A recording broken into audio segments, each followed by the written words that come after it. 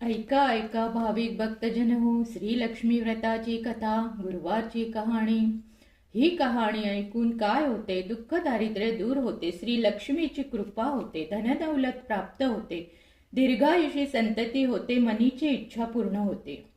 श्री लक्ष्मीची नावे आणि रूपे अनेक आहेत. कैलासातील पार्वती, सिराबद्दील सिंधुकन्या, स्वर्गातील श्री महालक्ष्मी, भूलोकावरील लक्ष्मी, ब्रह्मलोकाची सावित्री, गोलोकातील राधिका, वृंदावनातील रासेश्वरी, चंदनवनातील चंद्रा, चंपकवनातील बिरजा, पद्मवनातील पद्मावती, मालतीवनातील मालती, कुंदनवनातील कुंददती, केतकीवनातील सुशीला, कंदमवनातील कंदममाला, राजगृहातील राजलक्ष्मी आणि घराघरातील गृहलक्ष्मी, अशा विविध रूपांनी आणि नावांनी लक्ष्मी देवी प्रसन्न आहे.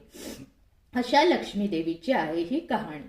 द्वापर युगातील सौराष्ट्र देशातील तिथे भद्रशेवा नावाचा एक राजा राज्य करीत होता.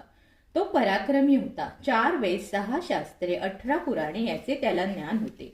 त्याच्या राणीचे नाव सूरजचंद्रिका. ती होती देखणी, सुलक्षणी, पतिव्रता. त्या राजा राणीला होती 8 मुले, 7 मुलगे आणि 1 मुलगी. त्या मुलीचे नाव होते श्यामबाला. एकदा श्री लक्ष्मी देवीच्या मनात आले की आपण त्या राजाच्या राजगृहात राहावे, म्हणजे राजा प्रजेला अधिक सुख देईल. गरिबाकडे राहिले तर तोच सारी संपत्ती खाऊन टाकेल. म्हणून तिने काय केले? वृद्ध ब्राह्मण स्त्रीचे रूप घेतले, हातात काठी घेतली आणि ती टेकीत टेकीत ती सूरजचंद्रिका राणीच्या महालाच्या दारात उभी राहिली. तिला बघून एक दासी पुढे आली. तिने त्या म्हातारीची चौकशी केली. तिचे नाव, तिच्या नवऱ्याचे नाव, राहण्याचे ठिकाण वगैरे माहिती विचारली.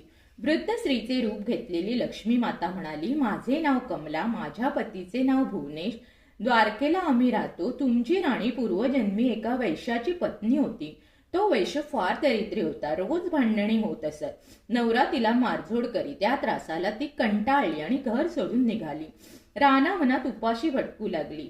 तिची ती दशा बघून मला तिची दया आली. धनसंपत्ती देणाऱ्या लक्ष्मी व्रताची मी तिला माहिती सांगितली. माझ्या उपदेशाप्रमाणे तिने लक्ष्मी व्रत केले. लक्ष्मी देवी प्रसन्न झाली. त्यामुळे त्यांचे दारिद्र्य संपले. संतती संपत्तीने घर भरले. आनंदी आनंद झाला. पुढे ते दोघे निधन पावले. लक्ष्मी व्रत केल्यामुळे ती दोघे लक्ष्मी लोकात वैभवात राहिली.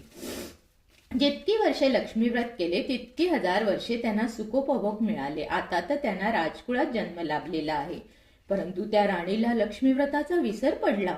ती आठवण करून देण्यासाठी मी मुद्दाम इथे आले आहे. ते ऐकून त्या दासीने तिला लक्ष्मी व्रताची माहिती विचारली. पूजाविधी विचारला. वृद्ध रूपधारी लक्ष्मीने तिला लक्ष्मी व्रताची माहिती व महती सांगितली. मग ती दासी त्या वृद्ध स्त्रीचे उपकार मानून तिचा